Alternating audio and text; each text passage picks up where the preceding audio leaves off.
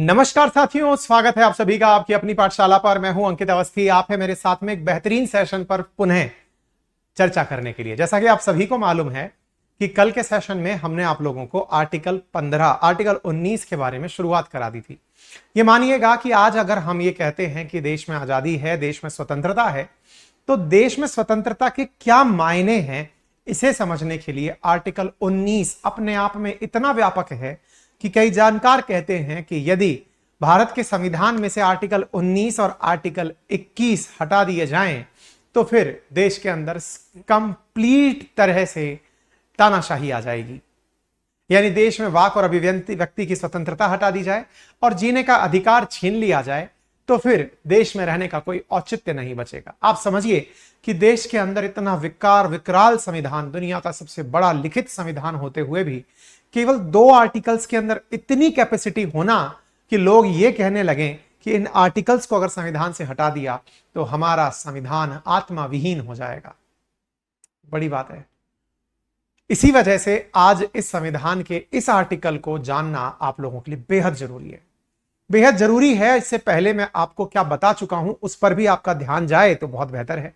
मेरे प्यारे साथी जो मेरे साथ में उपस्थित हो चुके हैं, ललिता, हर्ष, संदीप, हरीश, आशित, निखिल, सभी साथियों को वेरी गुड इवनिंग।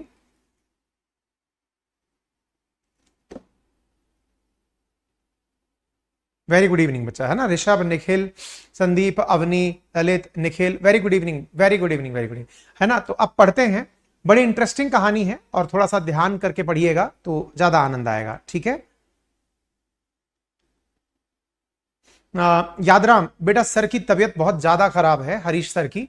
2 दिन की उन्होंने मुझे बोल करके ब्रेक लिया था, है ना। जैसे ही सर रिकवर करेंगे जल्दी से क्लासेस उनकी रिज्यूम कर जाएंगी, है ना। थोड़ी सर की तबीयत ठीक नहीं है इस वजह से, और वो बेटा सीजन ऐसा है, आज मुझे भी थोड़ी सी हो रही है ना, तो ये तबीयत तो किसी की भी खराब हो सकती है। अच्छा, एक काम और है यार, मेरे को ना परसों ब्रेक लेना है। परसों मैं किसी यात्रा पर कहीं बाहर जा रहा हूं, परसों बोले तो सॉरी मंडे को। तो संभावित है कि मैं कल सुबह आपकी कोई क्लास ले लूं, है ना। सैटरडे के दिन मैं सामान्यतः क्लास नहीं लेता, लेकिन मैं सैटरडे के दिन आपकी क्लास ले लूं, ये प्रस्तावित है ना। और अगर होगी तो मोस्ट प्रोबेबली 10 बजे के अराउंड आपकी क्लास होगी, ठीक है। चलिए शुरू करते हैं, और अभी बातें बाद में कर लेंगे, फिलहाल के लिए बातें आइए। देखिए, आपने कल आर्टिकल 19 को समझा था, शुरुआत में जाना था, मैंने आपको कुछ बातें बताई थी। फिलहाल से जल्दी से हम उस पर आते हैं, फिर आज उस आर्टिकल को पढ़ेंगे, समझेंगे, गहराई में उतरेंगे, उसकी डुबकी लगाएंगे अंदर तक। आर्टिकल 19 जहां एक तरफ कहता है कि स्वतंत्रता है साहब बोलने की, वाक और अभिव्यक्ति की स्वतंत्रता है, तो हमने कल आपको बताया कि इस आर्टिकल 19 में आर्टिकल 19 का क्लॉज 1, उसके बाद में क्लॉज 2, 3, 4, 5, 6, ये इतने सारे क्लॉजेस हैं। लेकिन इनमें भी अगर सबसे विकट, अगर सबसे इंटरेस्टिंग अगर कोई आर्टिकल है तो वो आर्टिकल 19 का क्लॉज नंबर 1 है। सर क्लॉज नंबर 1 क्या कहता है? तो मैंने कहा क्लॉज नंबर 1 कहता है बोलने और अभिव्यक्ति की स्वतंत्रता। तो सर इसको लिखेंगे कैसे? मतलब आपने क्लॉज नंबर 1 लिख करके फिर 1, 2, 3, 4, 5, 6 कह दिया। सर हम कंफ्यूज हो गए। हमने कहा किस बात को लेकर कंफ्यूज हो गए? आपने आर्टिकल 19 क्लॉज 1 लिखा है, फिर 1, 2, 3, 4, 5, 6 फिर आपने ऐसे लिख दिया। हम क्या माने? हमने कहा ये नंबरिंग गलत लगी हुई है, आप ये माने। तो क्या नंबरिंग सही होगी? हमने कहा इसकी जगह लिखा जाता ABCDEF, ठीक है। F के स्थान पर G लिखा जाता है क्योंकि F वाला डिलीट मार दिया गया था। हिंदी में क्या लिखा जाता है? कै खे गे घेणे चे, कै खे गे घेणे, उस तरह से, ठीक है ना। अच्छा, तो इसमें च वाला डिलीट माना जाता है, ठीक है। अच्छा, कै खे गे घेणे च वाला डिलीट माना जाता है, च के बाद में फिर घे घड़ी वाला आ जाता है, ठीक है, छ आ जाता है। अच्छा, तो बोले सर ये नंबरिंग गलत है। हमने कहा हाँ। तो सर इसको क्या मानेंगे? मैंने कहा इसको लिखेंगे article 19 clause 1 sub clause A, this is the right definition. यानी कल को कोई आपसे यह पूछ ले कि भारत के संविधान में ये जो शब्द है बोलने और अभिव्यक्ति की स्वतंत्रता, ये कहां लिखा हुआ है, तो आप क्या बोलेंगे? आप बोलेंगे आर्टिकल 19 क्लॉज 1, उसके अंदर सब क्लॉज A में लिखा हुआ है।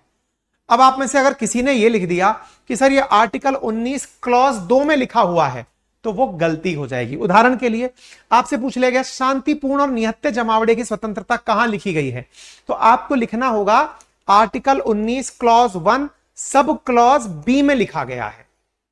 समझ में आ रहा है? क्लॉज 1 और सब क्लॉज की कहानी अगर आपको समझ में आ रही है तो अब हम आगे बढ़ेंगे। जैसे आपसे पूछ लिया भारत के किसी भी हिस्से में निवास करने और बसने की स्वतंत्रता कहां लिखी गई है, तो ऐसी स्थिति में आप इसे क्या लिखेंगे? आर्टिकल 19 क्लॉज 1 सब क्लॉज, ये जो भी है A B C D E के अंदर लिखी हुई है, ठीक है ना? इस तरह से लिखेंगे। एफ नंबर जो है वो डिलीट कर दिया गया था, वो प्रॉपर्टी के संदर्भ में था, 44वें संविधान संशोधन के द्वारा डिलीट कर दिया गया था, ठीक है ना? चलिए, क्लियर है?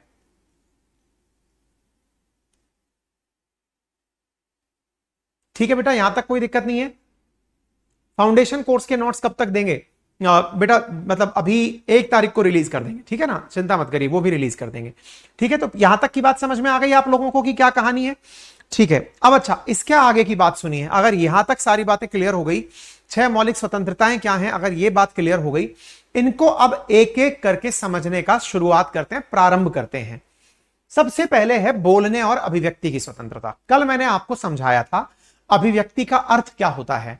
मैंने कई तरह से मूक अभिनय करके दर्शाया। मैंने अभिव्यक्ति का मायना आपको बताया कि क्या अभिव्यक्ति के मायने के अंदर जो क्या कहते हैं उसको कार्टून बनाना है, लिखना है, क्या ये अभिव्यक्ति में आता है, ये सब बातें मैंने आपको बताई। लेकिन कल मैंने आपको एक और पॉइंट भी बताया था, और वो पॉइंट क्या था कि यह मूलतः नागरिकों को प्राप्त अधिकार है, सिटीजन्स को प्राप्त अधिकार है। अच्छा, मैं आपसे एक चीज पूछता हूं, सामान्यतया हमारे देश में कंपनी जो शब्द है, कंपनी एक्ट के माध्यम से कंपनी जो शब्द है उसको भी एक यूनिट माना गया है, यानी उसकी भी एक हैसियत एक व्यक्ति के बराबर मानी गई है। तो मेरा सवाल यह है कि क्या बोलने की स्वतंत्रता कंपनियों को भी है क्या? उदाहरण के लिए आज मेरी एक कंपनी है, मान लीजिए उदाहरण के नाम पर मैंने कहा कि मेरी कंपनी का नाम ACPL नाम से कंपनी है, तो कंपनी को बोलने की स्वतंत्रता है क्या? अब आप कहेंगे कंपनी बोलती है क्या? गजब बात कर रहे हो यार आप। हमने कहा क्यों नहीं बोलती है भाई, कंपनी बोलती है। बोले कैसे बोलती है? मान लो कि मेरे ट्विटर के माध्यम से एक ट्वीट आता है जो ACPL के द्वारा किया जाता है। ACPL एक ट्वीट प्लेस कर देता है और लिखता है कि हां भाई मेरा मत यह है कि यह काम अच्छा हो रहा है।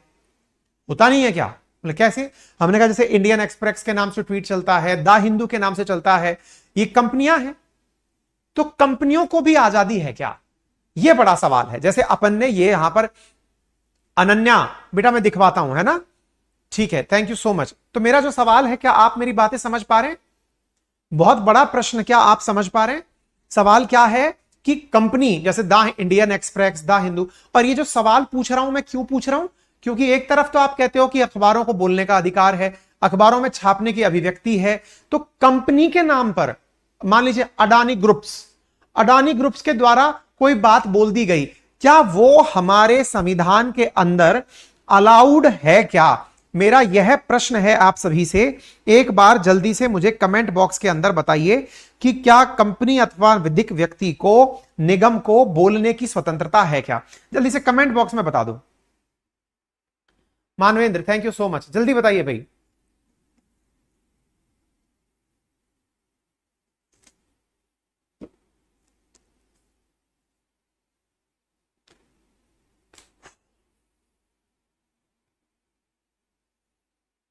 दीपांजलि को ज्योग्राफी के नोट्स मिल गए? चलिए, thank you so much, thank you so much. पहुंच रहे हैं जिनके पास, वो लिख रहे हैं, अच्छी बात है। अब कुछ बच्चों ने, क्योंकि मैंने उदाहरण ऐसा दे दिया कि अडानी विल्मर के द्वारा अपनी बात बोल दी गई। देखिए आपने आंसर कैसे दिया? आपने आंसर दिया कि सर इन सबके नाम से ट्विटर हैंडल तो हैं, इन सबके नाम से, कंपनी के नाम से टाटा, महिंद्रा, इन सबके नाम से कहीं ना कहीं तो सब चीजें लिखी हैं सर, ट्विटर हैंडल्स हैं, हैंडल हैं, लेकिन स्वतंत्रता नहीं है। इन्हें नागरिक के तरह से यह अधिकार प्राप्त नहीं है। यह कर रहे हैं, इनको करना है उचित प्रतिबंधों को ध्यान में रखकर, बोलने से मनाही नहीं है।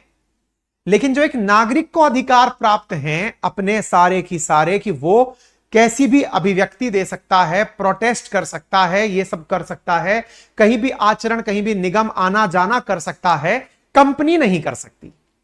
अगर कंपनी कहे मेरी मर्जी कि मैं बंगाल में जाकर लगूंगी, नहीं कर सकते साहब, आपकी मर्जी नहीं चलेगी।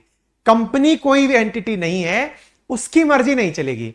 कल को तो कोई कंपनी कहे कि साहब मैं तो जाकर जम्मू कश्मीर में लगूंगी, कंपनी में कौन कह रहा है, इसका फर्क पड़ता है। तो सर कंपनी में लिखने वाला तो कोई व्यक्ति ही होगा, यह पॉइंट आपका सही है। लेकिन कंपनी इटसेल्फ या कोई निगम इटसेल्फ अपने नाम से अगर कोई काम करती है तो वो अलाउड नहीं है। लेकिन कंपनी के शेयर होल्डर के द्वारा अगर बात कही जाए, जैसे महिंद्रा अगर बात लिखे कि हम बंगाल में अपनी फैक्ट्री लगाना चाहते हैं, महिंद्रा लिखे, अलाउड नहीं है, उनकी मर्जी नहीं चलेगी। लेकिन आनंद महिंद्रा लिखें, जो महिंद्रा के प्रोपराइटर हैं, प्रमोटर हैं, वो लिखें कि हमें बंगाल में फैक्ट्री लगानी है, मुझे बंगाल में आना है, वो अलाउड है। यानी कंपनी के प्रमोटर्स का, शेयर होल्डर्स का, कंपनी के अंशधारकों का कहना अलाउ है, लेकिन कंपनी का कहना अलाउ नहीं है। वो अपनी तरफ से कुछ करे तो उस पर एक्शन लिया जा सकता है।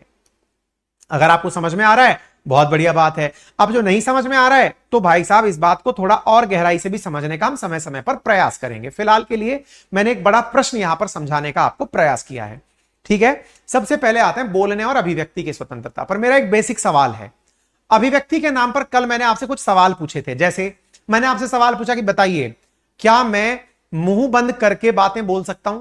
मैंने कल कह के दिखाया था, मार के दिखाया था, इशारे करके दिखाया था, तो मैंने कल आपसे यह सवाल जब पूछा था कि क्या एक तरीके से हम मूक अभिव्यक्ति के नाम से काम कर सकते हैं?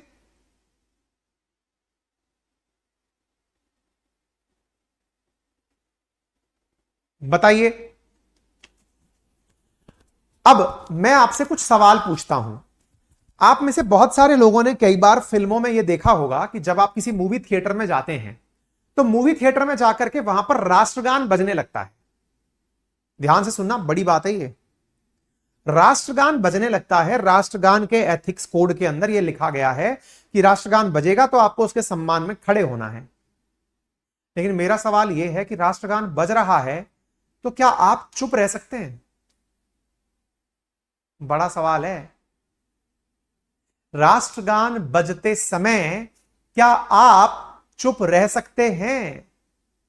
यस और नो में मैं पोल कर लेता हूं।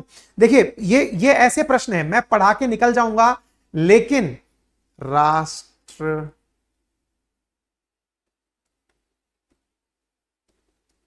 गान यस और नो, मैं क्यों पूछ रहा हूं असल में आप ऐसे समझिएगा, क्योंकि यह प्रश्न अपने आप में अभिव्यक्ति से जुड़ा हुआ प्रश्न है।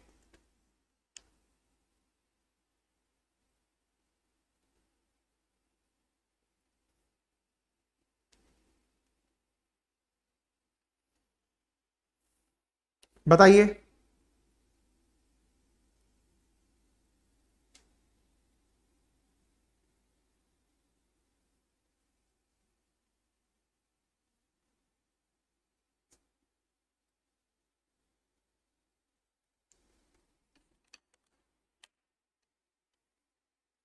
अनन्या बेटा मैं चेक कराता हूं, है ना।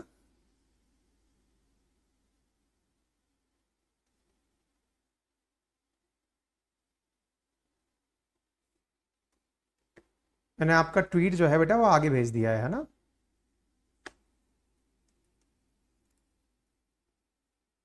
बहुत सारे लोगों ने आंसर लिखा और कुछ समझदार लोगों ने बकायदा ये तथ्यात्मक तरीके से लिखा। मेरे प्यारे साथियों बहुत इंपॉर्टेंट है, क्योंकि मैंने कल आपको मतलब विशेष रूप से वो बच्चे इसका आंसर अच्छे से लिख पा रहे होंगे जिनके पास में नोट्स पहुंच चुके हैं, ठीक है। जिनके पास नोट्स पहुंच चुके हैं, जिन्होंने पढ़ा है, वो जरूर इसका आंसर दे पाएंगे। कारण क्योंकि हमने ये बात बहुत अच्छे से मेंशन की हुई है कि इसका प्रॉपर एक केस रहा है राष्ट्रगान के समय। इमानुअल बनाम केरल राज्य का मामला 1986 में, 1986 के अंदर एक विशेष केस हुआ था, केरल राज्य वर्सेस इमानुअल का मामला, जिसमें राष्ट्रगान चलते समय आप चुप रह सकते हैं। यह भी आपकी अभिव्यक्ति है। पता चले कि कई बार ऐसा होता है कि आप देखते हैं, आप कहीं गए हैं, कोई व्यक्ति चुप खड़ा है, राष्ट्रगान के समय गुनगुना नहीं रहा, आपको लगता है देशद्रोही हो गया। ऐसा नहीं है, इस पर केस हो चुका है।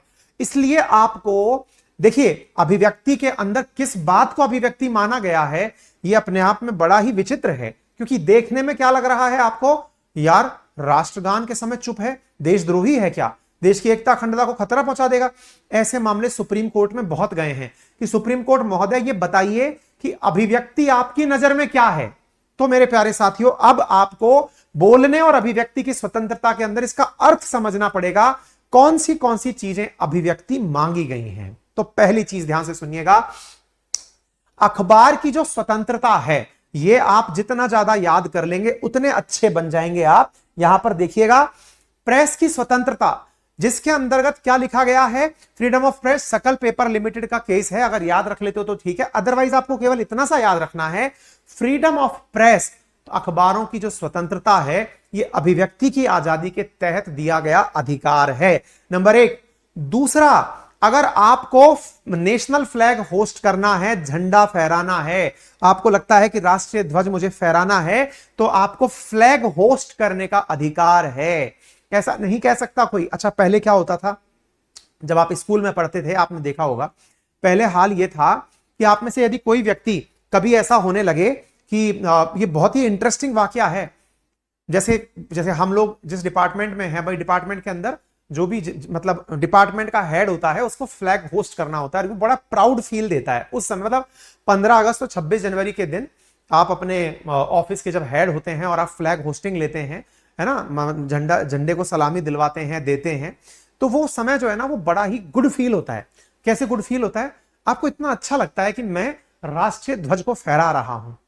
लेकिन ये जो अच्छे होने की अनुभूति है, ये सरकारी अधिकारियों को ही क्यों हो? क्या आपका देश नहीं है? क्या आपका राष्ट्रीय ध्वज नहीं है? और अगर ध्वज है तो आपको फहराने दिया जाना चाहिए कि नहीं दिया जाना चाहिए? आपको जानकर आश्चर्य होगा कि हमारे देश में वर्ष 2004 से पहले तक राष्ट्रीय ध्वज हर कोई व्यक्ति नहीं पहना सकता था। बाकायदा राष्ट्रीय ध्वज को लेकर के आचार संहिता थी, कोड ऑफ कंडक्ट था कि ये किसी ना किसी संस्था, सरकारी संस्था, उन्हीं के ऊपर और संस्था प्रधान के द्वारा ही फ्लैग होस्ट किया जा सकता है।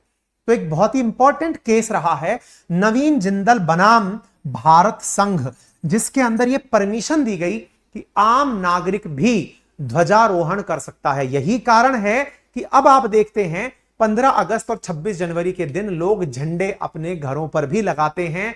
लोग अपने तरह से शान में जब कोई मैच होता है तो झंडे लेके जाते हैं, और यह मामला बहुत बड़ा मामला देश के अंदर कंसीडर किया गया। क्या आप मेरी बात समझ पा रहे हो? क्या आप मेरी बात समझ पा रहे हो? थम्स अप करते चलिए बीच बीच में ना, मतलब थोड़ा सा मेरा मोटिवेशन देने के लिए। सुशील सैनी, बिल्कुल बात करता हूं बेटा मैं, है ना। अगर बोर्ड पे लिखा गया होगा तो A4 में नहीं जाएगा, लेकिन अगर बोर्ड पर नहीं लिखा गया होगा तो बोर्ड में जाएगा, है ना। चलिए, क्योंकि जो क्लास नोट्स बनाए जाते हैं वो फिर A4 में कन्वर्ट नहीं हो सकते, वो फिर PDF के रूप में ही आपको दिए जाएंगे, ठीक है बेटा। चलिए, यहां तक समझ में आया। अब बड़ा सवाल ये है कि सर अब ये सब प्रूवन है, आपको लगेगा कि सर इन सब बातों का महत्व क्या है, पेपर में देकर पूछा जाता है, क्या यह अलाउड है, क्या यह स्वतंत्रता है, निम्न में से कौन सी स्वतंत्रता भारत के मूल अधिकारों के विरुद्ध है, ये प्रश्न देकर पूछे जाते हैं। तीसरी चीज क्या है, व्यवसायिक भाषण की स्वतंत्रता। व्यवसायिक भाषण क्या है साहब? आप में से बहुत सारे लोगों ने बहुत सारे विज्ञापन देखे होंगे। विज्ञापन कैसे आते हैं? टीवी के अंदर किसी भी चीज का विज्ञापन आ रहा है, सर विज्ञापन के अंदर क्या कोई व्यक्ति यह भाषण दे सकता है क्या, मेरा माल अच्छा है, ले लो, मेरे माल से ये हो जाएगा, मेरे माल से? बिल्कुल दे सकता है। विज्ञापन देने का भी अधिकार हमारे भाषण और अभिव्यक्ति के अधिकार में काउंट होता है, ठीक है। एक बार लगने से हम थम्स अप करते हैं, आप देखते नहीं बेटा, मैं देखता हूं, ठीक है ना। बीच बीच में बस थोड़ा सा आप मेरे साथ में जुड़े रहते हैं तो इससे ये रहता है कि हाँ, कि मतलब आप लोगों को ये बात समझ में आ रही है। तीसरा सीन, अब सोचिए साथियों, रिंग वोटर का सूचना अधिकार। अब क्या है, जैसे मान लीजिए कि कोई व्यक्ति ऐसा है जिसको कि अपने द्वारा रिंग वोटर राइट टू इंफॉर्मेशन, आपको देश के नागरिक होने के नाम पर मन करता है कि मुझे देश के अंदर घटित हो रही सभी सूचनाएं राइट टू इंफॉर्मेशन के माध्यम से दी जानी चाहिए। यानी अगर आप मतदाता हैं तो मतदाता को क्या सूचना का अधिकार है? बिल्कुल है। मतदाता को सूचना का अधिकार से मतलब क्या हुआ? मान लीजिए कि मतदाता के नाम पर आपसे अगर पूछा गया कि भाई आपके उम्मीदवार का आपराधिक रिकॉर्ड क्या है, आपके उम्मीदवार की अचल संपत्ति कितनी है, आपके उम्मीदवार ने क्या कभी कोई मर्डर किया है क्या, उसकी शैक्षणिक योग्यता क्या है। आपने कई बार देखा होगा चुनावों के अंदर मतदाता के द्वारा जो उम्मीदवार होते हैं उनके द्वारा एक डिक्लेरेशन फॉर्म भरा जाता है। आपने एक एग्जांपल देखा होगा, एक बहुत मामला भारत में वायरल हुआ था, प्रधानमंत्री मोदी का ही था क्या शायद, अगर मैं सही हूं तो, जिसमें मोदी जी के द्वारा अपनी डिग्री के ऊपर या डिग्री के अंदर कुछ गड़बड़ हुई थी, किसी के साथ हुई थी, डिग्री के अंदर जो जानकारी दी गई थी वो अलग थी, रियलिटी में वो जानकारी अलग थी, वास्तविकता से अलग थी वो जानकारी। इसके ऊपर केस हो गया था, संसद सांसद की सदस्यता पर केस चल दिया था। यानी आप एक मतदाता हैं, आप वोटर हैं, तो आपको जो आपके सामने उम्मीदवार खड़ा हुआ है ना, उसके बारे में जानने का अधिकार है। ठीक है। अब एक बालक ने सवाल पूछा, राहुल ने, तोमर ने, कि सर यदि कोई फ्रॉड एडवर्टाइजमेंट आए तो क्या उस पर कोई प्रतिबंध नहीं है क्या? बिल्कुल है, लेकिन आप पहले अधिकार क्या है वो जान लीजिए, फिर प्रतिबंध क्या है। वो 8 प्रतिबंध हैं जो केवल और केवल भाषण और अभिव्यक्ति की आजादी से जुड़े हुए हैं। ठीक है। तो सूचना का अधिकार जो है वो आपका प्रमुख अधिकार है, राइट टू। अच्छा, तो ये मैंने आपको बता दिया। अच्छा, यहां तक हो गया। वोटर का जानने का अधिकार और खुद का राइट टू नो, मतलब राइट टू इंफॉर्मेशन जो है ना, कि आपको देश के अंदर क्या चल रहा है यह जानने का अधिकार भी भाषण और अभिव्यक्ति के अधिकार में काउंट किया जाता है। चुप रहने का अधिकार भी आपके अंदर मूल अभिव्यक्ति के अंदर आर्टिकल 19 के अंदर काउंट किया जाता है, आप इसे कंसीडर कर सकते हैं। ठीक है ना। तो आपका राइट टू नो, अब जैसे मान लीजिए 2 बातें हो गई, एक होता है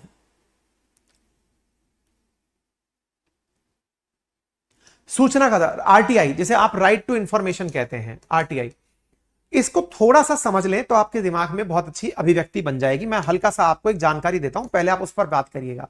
ये मैं क्यों देना चाहता हूं, क्योंकि मैं ना जब आरएएस का इंटरव्यू देने गया था ना, तो इंटरव्यू पैनल ने मेरे को ये वाला सवाल पूछ करके उलझाने का प्रयास किया था, आरटीआई क्यों जरूरी है। और ये है ना, मतलब ये बहुत बहुत इंपॉर्टेंट है। और राजस्थान के अंदर पता है इसी आरटीआई के चक्कर में, हाँ, जनसंपर्क पोर्टल भी हम लोगों ने इसीलिए बनाया हुआ है। आप थोड़ा सा इसको जान लीजिए, बहुत इंपॉर्टेंट है भाई। राजस्थान से आरटीआई की क्रांति शुरू हुई थी। ये जब हम पॉलिटिकल डायनेमिक्स पढ़ाएंगे ना, इंडियन पॉलिटिक कंप्लीट होने के बाद में पॉलिटिकल डायनेमिक्स पढ़ाई जाएगी, उसमें आरटीआई पढ़ाया जाता है। और जो अपना मेंस का जो सिलेबस है ना, जो और जो सोशियोलॉजी वगैरह, उसमें भी आरटीआई का आंदोलन पढ़ाया जाता है। हल्का सा आरटीआई के बारे में जान लीजिए, क्योंकि ये आर्टिकल 19 के अंदर क्लॉज 1 के अंदर शामिल है, क्लॉज 1 के ए के अंदर शामिल है, वाक और अभिव्यक्ति के अंदर। आरटीआई है क्या? राइट टू इंफॉर्मेशन है, राइट टू इंफॉर्मेशन। अब ये होता क्या है मैं आपको बताता हूं। जैसे क्या है ना जी, आप एक सामान्य व्यक्ति हैं, आपको लगता है कि आपका जो क्षेत्र है जहां आप रहते हैं वहां पर कोई सड़क सैंक्शन हुई है। आपको जानकारी लग गई कहीं से कि भाई मेरी गली के लिए सड़क निर्माण की बात की गई है। अब लेकिन सड़क निर्माण हुआ नहीं, तो क्या मैं अधिकारियों के भरोसे बैठा रहूं कि जब उनको होश आएगा वो सड़क बना देंगे? क्या मैं पूछ नहीं सकता क्या अधिकारी से कि सड़क कब तक बनेगी? पूछ तो सकते हो। और क्यों पूछ सकते हो? 2 सवाल हैं। पूछ तो सकते हो और क्यों पूछ सकते हो? पूछ तो सकते हो, जब मैं बोलता हूं तो आपका दिमाग करता है मैं देश का नागरिक हूं, मैं इसलिए पूछ सकता हूं। लेकिन दिमाग में ख्याल आता है यार काम तो अधिकारी का है, मैं कोई अधिकारी थोड़ी हूं, मैं कैसे सवाल पूछ सकता हूं? तो आज आपको यह चीज पता चल जाएगी कैसे। असल में जब हम लोकतंत्र की बात करते हैं, लोकतंत्र में एक शब्द है क्या? अब्राहम लिंकन की परिभाषा, जनता के द्वारा। अब यह शब्द समझिएगा, यहीं से सारा खेला हुआ है, और जनता के लिए। अब इसको थोड़ा सा समझने का प्रयास करें। क्या है ना जी, जनता के द्वारा, जनता के लिए। अगर मेरे देश में डेमोक्रेसी है, और डेमोक्रेसी डिपेंड करती है मतदाता पे, मतदाता ने इनडायरेक्ट तरीके से, इनडायरेक्ट रिप्रेजेंटेशन के माध्यम से, प्रतिनिधित्व के माध्यम से चुनाव को चुना। भाई हमारे यहां डायरेक्ट इलेक्टोरेट नहीं है ना, इनडायरेक्टली हम सरकार चला रहे हैं। हम हर मुद्दे पर खुद का निर्णय नहीं लेते, हम प्रत्यक्ष अप्रत्यक्ष रूप से सरकार चलाते हैं, क्योंकि जिनको हमने चुनकर भेज दिया वो अगले 5 साल तक हमारे बिहाफ पर निर्णय लेते हैं। चुनाव के माध्यम से जिन्हें हमने चुनकर भेजा वो अगले 5 साल तक मेरे बिहाफ पर निर्णय लेंगे। भाई मैंने विधायक या सांसद चुनकर जो भेजा उसकी मैंने जिम्मेदारी क्या दे दी कि वो मेरे बिहाफ पर अगले 5 साल तक निर्णय लेगा। कैसे निर्णय लेगा? संभव है कि वो निर्णय के नाम पर जो क्या बोलते हैं ना, विधानसभा के अंदर बिल पेश होंगे उसमें वोट देगा, या फिर कोई कानून बन रहा होगा संसद में वहां पर वोट देगा 5 साल के लिए। मेरा जो प्रतिनिधि मैंने बनाकर भेजा, अब उस प्रतिनिधि ने मेरे अनुरूप कार्य नहीं किया, तो जब उसने मेरे अनुरूप कार्य नहीं किया तो बड़ा प्रश्न यह बना कि भाई मेरे लिए थे तुम, मेरे लिए थे तुम, इसका मतलब यह हुआ कि मैं तुमसे पूछ सकता हूं। इसीलिए कई बार आपने राजनेताओं को, अधिकारियों से बहस करते समय सुना होगा कि तुम जनता के नौकर हो। सुना है आपने? कई बार आपने सुना होगा नौकरशाह को, एक जो कर्मचारी है सरकारी कर्मचारी, उसको लोक सेवक कहा जाता है, जनता का सेवक। इसका और अपभ्रंश शब्द क्या है? जनता का नौकर कहा जाता है। नौकर का अर्थ क्या होता है? जो जनता के कहे अनुसार कार्य करे। तो जिस देश की जनता जितनी अवेयर होती है वो इसके माध्यम से शासन खुद चलाती है। अब आप पूछेंगे कैसे शासन चलाती है? अरे जनाब, आपको ना यूपीएससी क्वालिफाई करना, ना आरपीएससी क्वालिफाई करना, अगर आप वाकई में एक पढ़े लिखे नागरिक हैं तो आप केवल आरटीआई कार्यकर्ता बन जाइए। सर कैसे, इसमें क्या होता है? अरे साहब मत पूछिए, आप चलाने, देश को चलाने वाले सच्चे में आप काम करते वो बन जाएंगे। कि अन्ना हजारे हुए या फिर जितने भी केजरीवाल वगैरह, ये जितने भी लोग आपने आंदोलन के माध्यम से निकले हुए नेता देखे हैं ना, अधिकांश लोग आरटीआई कार्यकर्ता थे, आरटीआई एक्टिविस्ट जिन्हें कहते हैं। ये कोई पद थोड़ी है, आप भी बन सकते हैं। करना क्या है? आपको लग रहा है कि ये इस विभाग के अंदर कार्य नहीं हो रहा, आपने आदमी को बुलाया, ला भाई ला तेरे नाम से एप्लीकेशन लिखता हूं, आरटीआई का पूरा प्रोफार्मा पढ़ाएंगे हम आपको, कैसे आरटीआई दी जाती है, आरटीआई का तरीका क्या होता है, कितने रुपए में आरटीआई मिलती है। आपने लगाया, वहां मजबूरी है डिपार्टमेंट की कि वो आपको पूरी जानकारी देगा। उसमें कुछ कंडीशंस हैं, कौन सी जानकारी दी जा सकती है, कौन सी जानकारी नहीं दी जा सकती है। अति गोपनीय सूचना है तो नहीं दी जाएगी, लेकिन आपको जानकारी भर की तो चीजें मिल जाएंगी।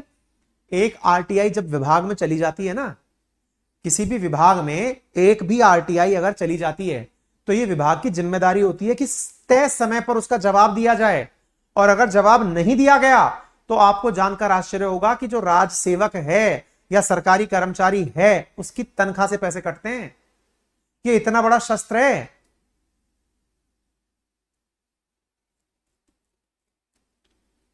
क्या आप मेरी बात समझ पा रहे हैं?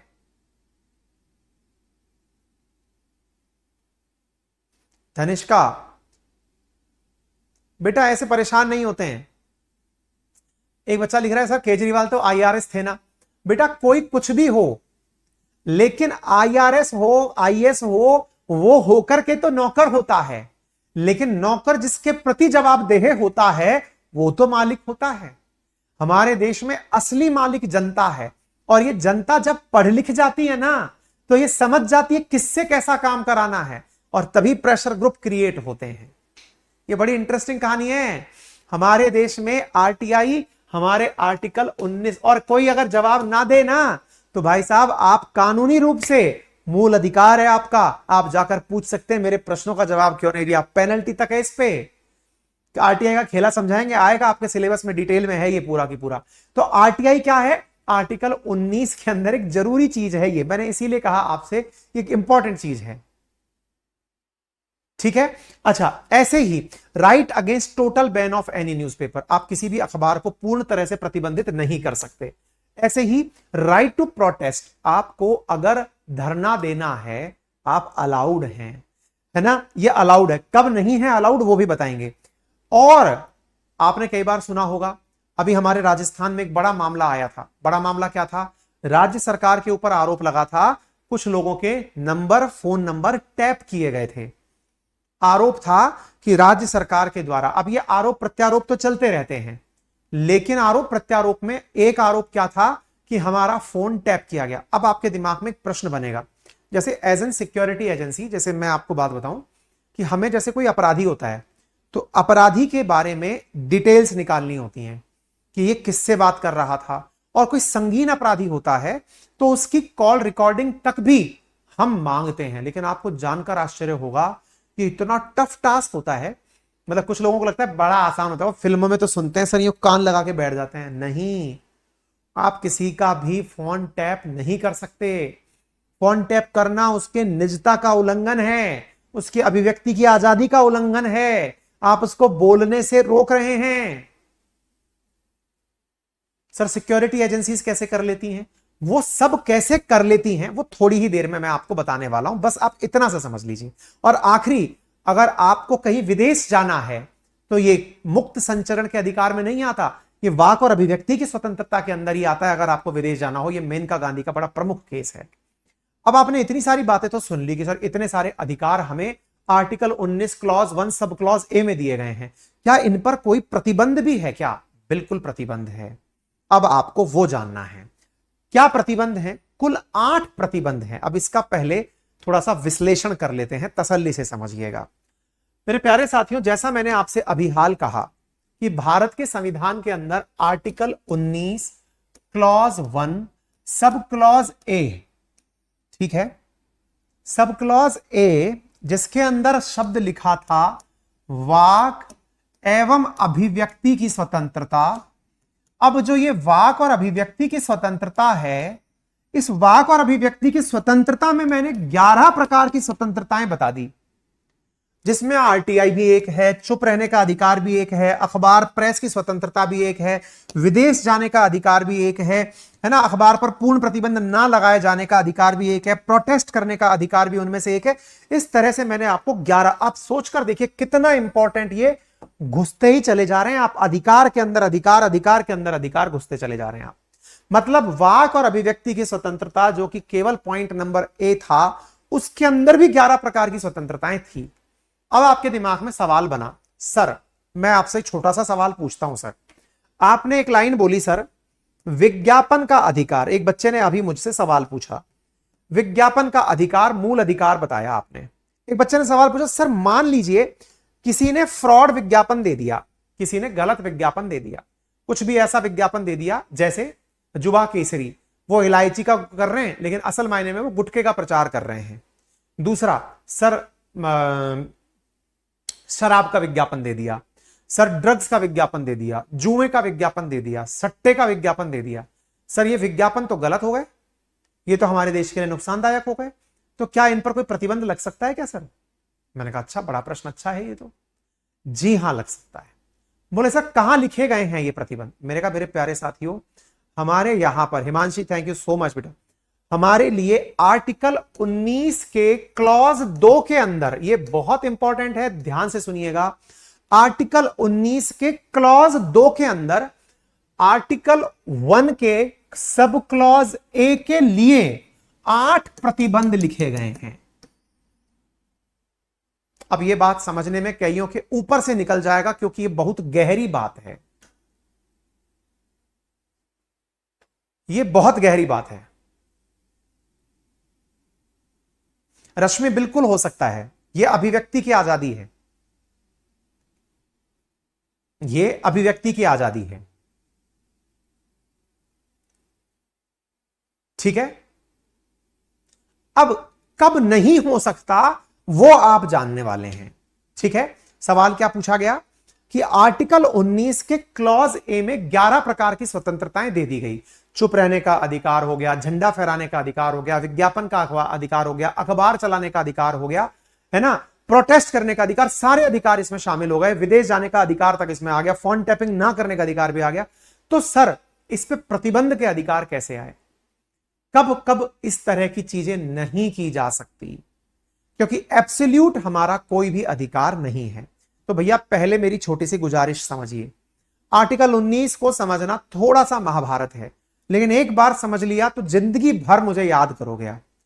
सुनने के लिए बहुत सारे विद्यार्थी केवल इतना सा पढ़ के बस हमारा काम हो गया भाई साहब, इतने में ही पढ़ना है। वो अमृतपाल जैसे जो लोग हैं वो इतनी सी लाइन पढ़ते हैं, फ्रीडम ऑफ एक्सप्रेशन हमारे पास है, बस इतने के कारण ही वो जेल की सलाखों के पीछे चले जाते हैं।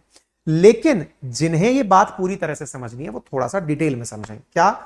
देखो बेटा, फिर से एक बार सुनते हैं। हमारे आर्टिकल 19 के अंदर article 19 clause 1, clause 2, clause 3, clause 4, clause 5 ऐसे हैं। फिर से एक बार दोबारा सुने। Article 19 clause 1, clause 2, clause 3, clause 4, clause 5, clause 6 ऐसे दिए हुए हैं। ठीक है, अब ध्यान से सुनिएगा प्लीज। ये जो नीचे के नंबर लिखे गए हैं ना, ये प्रतिबंध हैं। प्रतिबंध मतलब रीजनेबल रेस्ट्रिक्शंस हैं। रीजनेबल रेस्ट्रिक्शंस का मतलब युक्ति युक्त प्रतिबंध। युक्ति युक्त यानी कि फिट पाए गए तो प्रतिबंध लगाए जाएंगे। अच्छा, तो सर ये कैसे होता है? आइए मैं आपको बताता हूं। पहले थोड़ा सा समझिए इस प्रतिबंध का अर्थ क्या है, वो समझते हैं।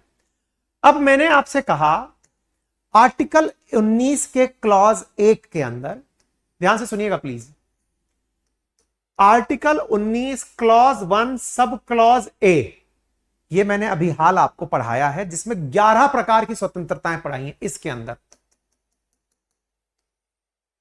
ठीक है, आर्टिकल 19 क्लॉज 1, ये क्लॉज 1 है, इसका सब क्लॉज बी अभी पढ़ाऊंगा मैं। 19 क्लॉज 1 सब क्लॉज सी पढ़ाऊंगा अभी।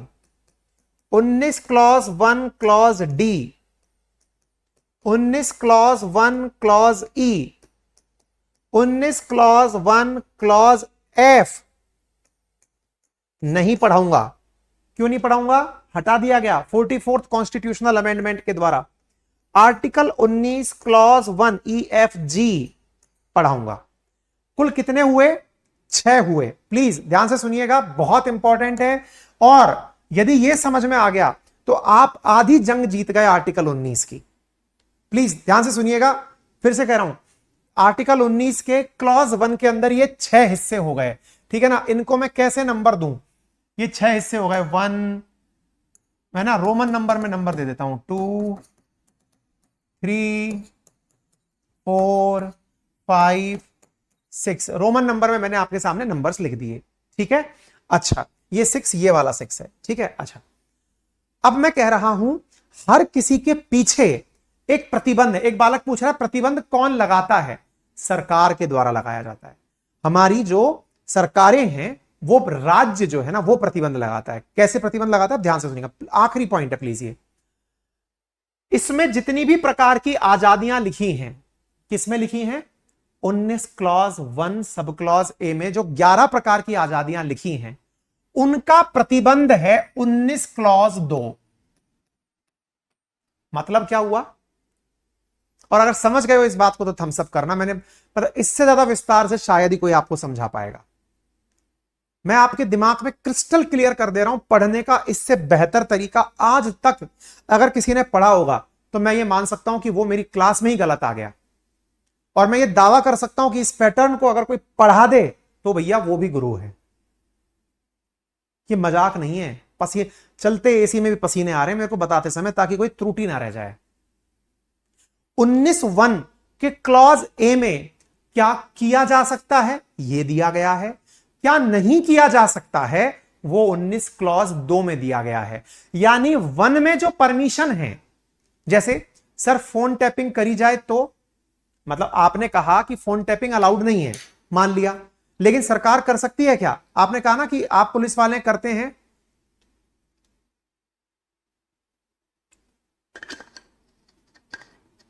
कई बार कुछ अपराधियों की फोन टैप की जाती है, बिल्कुल की जाती है। सर जैसे एक बात बताइए, आपने अभी हाल हमें कहा विदेश जाने का अधिकार मूल अधिकार है, आपने कहा अभी article 19 clause 1 sub clause A में कहा, लेकिन सर जैसे ही कोई भगोड़ा होता है तुरंत उसके विदेश जाने पर रोक क्यों लगा देते हैं? बड़ा सवाल है? तीसरा सवाल, सर आपने अभी हाल हमसे कहा राइट टू इंफॉर्मेशन के तहत अधिकार है जानकारी मांगने का, लेकिन क्या कोई मुझे यह बता सकता है भारत के परमाणु बम कहां रखे? मैंने कहा नहीं। अच्छा सर आपने अभी कहा प्रोटेस्ट करने का अधिकार है, क्या मैं प्रोटेस्ट राष्ट्रपति भवन में अंदर करके आ सकता हूं? मैंने कहा नहीं। अच्छा सर आपने कहा अखबारों को प्रेस, फ्रीडम ऑफ प्रेस है, क्या फ्रीडम ऑफ प्रेस के नाम पर अखबार फ्रंट पेज पर कोई अश्लील फोटो छाप सकते हैं? मैंने कहा नहीं। सर आपने कहा विज्ञापन का अधिकार है, विज्ञापन का अधिकार है तो क्या विज्ञापन के नाम पर सर दारू का विज्ञापन कर सकते हैं? मैंने कहा नहीं। गजब आदमी हो सर आप, एक तरफ तो कह रहे हो इतने सारे अधिकार हैं और एक तरफ गर्दन हिलाए जा रहे नहीं नहीं नहीं। ये नहीं क्या है? मैंने कहा ये नई आर्टिकल 19 का क्लॉज 2 है। ये नहीं क्या है, ये आर्टिकल 19 का क्लॉज 2 है। अरे समझ में आ रहा हो तो थम्स अप कर देना महाराज।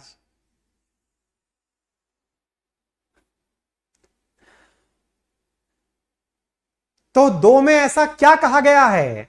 मैंने कहा जरूर बताएंगे। 2 में क्या कहा गया है? 2 में 8 आधार दिए गए हैं जो ये कहते हैं कि आर्टिकल 19 के क्लॉज 1 के सब क्लॉज ए में जो 11 स्वतंत्रताएं हैं उनमें ये 8 कारण अगर जुड़ गए या 8 में से एक भी कारण जुड़ गया तो वो अधिकार छीन लिया जाएगा।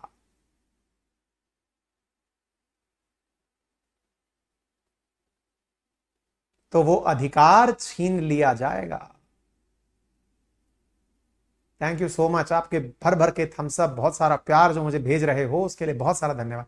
देखो मैं अगेन एक चीज का हमेशा क्षमा प्रार्थी रहूंगा, मैं बहुत धीरे पढ़ाता हूं और मजबूरी है साहब कि मैं इन चीजों को उड़ा के नहीं पढ़ा सकता, और मेरा रेगुलर पढ़ा के रखना जरूरी इसलिए भी है क्योंकि यह कोर्स की जो अवधि है ना वो 1 साल की है और मेरे जो विद्यार्थी हैं मैं उनको हर बैच में दिखता रहूं मेरे द्वारा, ताकि और जो क्लासेस चल रही हैं उनकी अगर कोई परेशानी आती है, किसी को नोट्स की परेशानी, किसी को पीडीएफ की परेशानी, किसी को टीचर की क्लास नहीं होना, तो मैं उनकी जानकारियों को इन क्लासेस के माध्यम से जानता रहूं, है ना। तो आप कृपया करके अपनी पढ़ाई को निरंतर जारी रखें, लेकिन यहां पर आपको जो चीज मिलेगी वो दुनिया में कहीं नहीं मिलेगी, ये मैं लिखित में वादा करता हूं। बहुत डीप बात है। अब दूसरी बात भी जान लो फिर खटाक से आगे बढ़ेंगे। 19 के क्लॉज 1 में सब क्लॉज बी में जो परमिशन दी गई हैं उन परमिशंस के खिलाफ आर्टिकल 19 क्लॉज 3 प्रतिबंध लगाता है।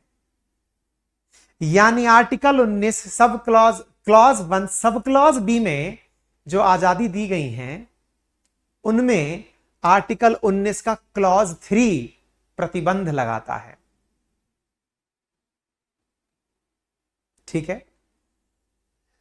आर्टिकल 19 सब क्लॉज सी में आर्टिकल 19 क्लॉज 4 प्रतिबंध लगाता है। Article 19 clause 1 sub clause D में 19(5) प्रतिबंध लगाता है। आर्टिकल 19(6) में 19(6) में प्रतिबंध लगाता है। प्रतिबंधों की सूची समझ में आ गई। 6 अधिकार 5 प्रतिबंध, दोनों के लिए कंबाइंड प्रतिबंध।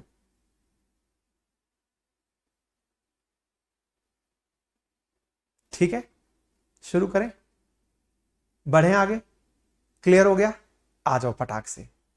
तो मैंने अगर यहां पर लिखा आर्टिकल 19 क्लॉज 2 तो ये आपके सामने 8 प्रतिबंध हैं जो इन प्रकार की 11 स्वतंत्रताओं पर दिए गए हैं। कौन से प्रतिबंध हैं? प्रतिबंध कहते हैं कि यदि देश की संप्रभुता और अखंडता पर आंच आएगी, अगर देश की स्वतंत्रता, संप्रभुता मतलब हम अपने देश के मालिक खुद हैं। Pintu thank you so much. हम इस देश के मालिक खुद हैं। इसकी अखंडता अगर इस पर कोई आंच आई तो हम आपकी अभिव्यक्ति की ये 11 आजादियां छीन लेंगे। तो कई लोग जो कहते हैं ना कि अमृतपाल कह रहा था कि मुझे बोलने का अधिकार है, खालिस्तान होना चाहिए, खालसा का स्थान खालिस्तान, सेपरेटिस्तान खालिस्तान। अरे नालायक प्राणी, पहली परिभाषा आर्टिकल 19 क्लॉज 2 के अंदर लिखी है, ध्यान से पढ़ ले। अगर देश की एकता अखंडता पर आंच आती है, इंटीग्रिटी पर अगर आंच आती है, तो नालायक तेरा बोलने का अधिकार छीन लिया जाता है, इसीलिए अंदर डाल दिया जाता है। अब जिनको समझ में आ जाएगा मजा आ जाएगा। शिखा, थैंक यू सो मच बेटा। बहुत सारे बच्चे अभिभूत हुए। ज्ञान की पता है जो सबसे बड़ी वो है ना, मतलब खूबसूरती, जब ये होता है ना तो आदमी को रोम रोम पुलकित कर देता है। पढ़ने वाले विद्यार्थी को जो सबसे ज्यादा आनंद आता है ना, जब कोई उसे ऐसी चीज समझ में आ जाए जो उसने आज से पहले नहीं समझी, तो उसे ऐसा लगता है आहा अथाह ज्ञान की प्राप्ति। मैं कह रहा हूं ना, मेरे जो ये सेशन है ना, परीक्षाओं में पहुंचोगे तब तक तो अलग बात है, आप एक ऐसे नागरिक बन के निकलोगे जिसके अंदर इतनी समझ होगी। जिन्होंने ज्योग्राफी पढ़ी थी मुझसे, उनको ज्योग्राफी जो लेवल टच हुआ, अब ये पढ़ रहे हो, इसके बाद मैं इकोनॉमी पढ़ाऊंगा आप लोगों को, इंडियन इकोनॉमी पढ़ाऊंगा, चिंता मत करो, है ना। उसका जब लेवल टच कराएंगे तो आपको पता चलेगा कि कहानी क्या होती है। ठीक है, क्लियर हुआ। तीसरी चीज सुनिएगा, स्टेट की सिक्योरिटी पर अगर आंच आ जाए, राज्य की सुरक्षा आपके बोलने से अगर कॉम्प्रोमाइज हो जाए। स्टेट सिक्योरिटी किसे कहा गया है वैसे सर? अरे नालायकों, अगर किसी ने ऐसा भाषण दे दिया कि भारत तेरे टुकड़े होंगे, हैं, ऐसा कहोगे, मतलब देश की सुरक्षा के लिए आप अपने आप को क्या ये समझते हैं? डर लिए जाओगे। अभिव्यक्ति का अंदर ये नहीं है मुंह में आया जो बक दिया। और सुन लो, यदि तुम्हारी वजह से हमारे किसी मित्र राष्ट्र के साथ संबंध बिगड़े, आपने कई बार सुना होगा रूस भारत का मित्र राष्ट्र है, अमेरिका भारत का मित्र राष्ट्र है, जापान भारत का मित्र राष्ट्र, और आपने क्या किया? आपने, अमेरिका के राष्ट्रपति आए और आप प्रोटेस्ट करने के लिए सड़क पर उतर आए। क्यों? क्योंकि आपने ये समझ लिया था कि ये व्यक्ति आएगा तो बेच कर जाएगा, कुछ ना कुछ बेच कर जाएगा। आप सड़क पर उतर आए प्रोटेस्ट के लिए कि नहीं नहीं नहीं नहीं नहीं नहीं नहीं, हम विरोध करते हैं, हम काले झंडे दिखाएंगे। अलाउड नहीं, समझे? क्योंकि देश के दूसरे देशों के साथ संबंध खराब हो जाएंगे।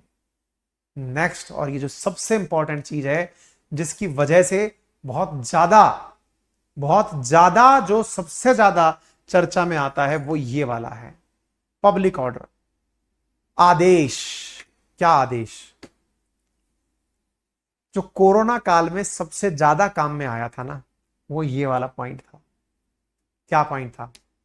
सरकार के द्वारा केवल यह कह दिया गया आपदा प्रबंधन के तहत, कि महामारी अधिनियम के तहत, कि भैया घर से बाहर नहीं निकलोगे। आपका दिमाग सन्न कि मैं देश का नागरिक, मैं देश का आजाद नागरिक, घूमना मेरी आजादी, बोलना मेरी आजादी। आपने बोलने के नाम पर मुंह पर मास्क लगा दिया। मैं क्यों ना बोलूं? क्योंकि मास्क कंपलसरी है।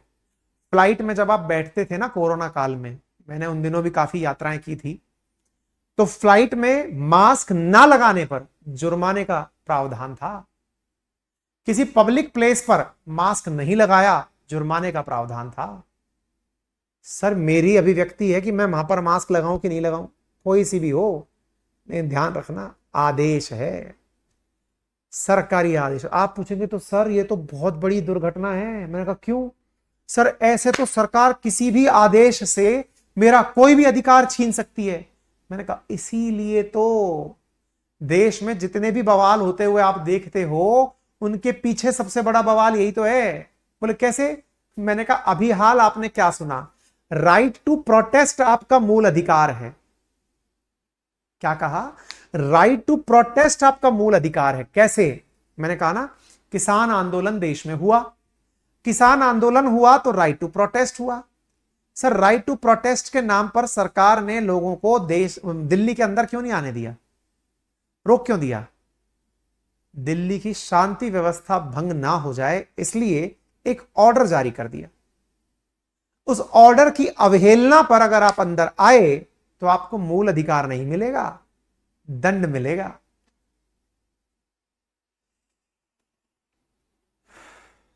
क्लियर हुआ? सत्यनारायण, क्या बताना है बेटा?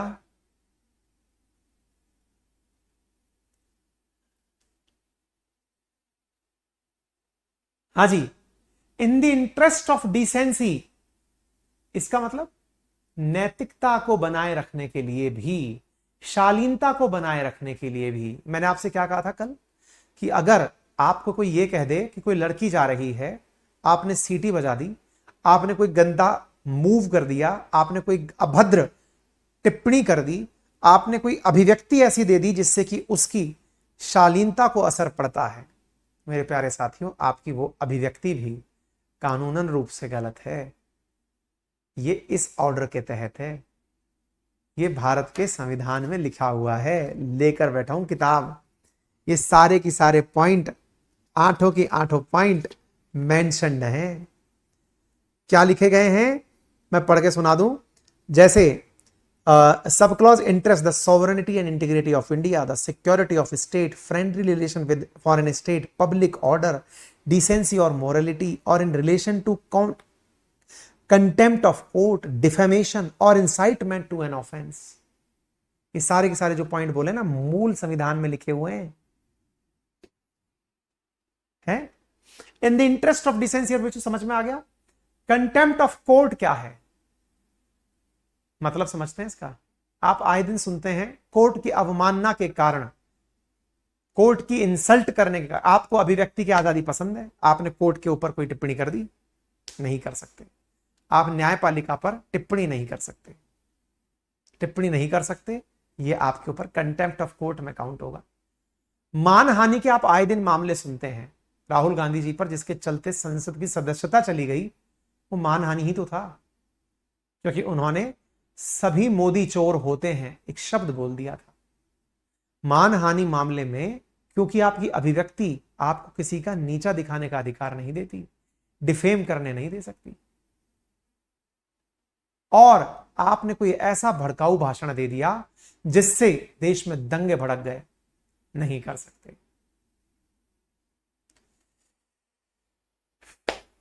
उम्मीद है आपको आर्टिकल 19 क्लॉज ए और आर्टिकल 19 क्लॉज 2 अच्छे से समझ में आ गया होगा। शहना लिख रही हैं कि सर क्या किसी की अभिव्यक्ति मुझे प्रभावित करे तो यह सही है? बेटा अगर वो इन दायरों में आती है तब तो गलत है, और नहीं आती है तो सही है। फिलहाल के लिए इतना ही। अगर मजा आया हो, कई बार चीजें पढ़ने के बाद अगर अच्छा लगता हो, तो आपसे बस इतनी सी गुजारिश है कि जब भी आपको हमारे बारे में अच्छा फील हो, थोड़ा सा समय निकालिए, गूगल प्ले स्टोर पर जाइए, हमारे एप्लीकेशन पर 5 स्टार रेटिंग दे दीजिए। इतना सा कष्ट आपसे मांगते हैं, क्योंकि यहाँ लाइक शेयर सब्सक्राइब का ऑप्शन नहीं होता। एप्लीकेशन पर बाहर निकल के बस एक बार 5 स्टार रेटिंग देनी होती है कि हाँ, जो चीज़ आपको बिल्कुल अलग मिली है, और अपना कमेंट अगर डाल दें हमारे प्रति, तो आपका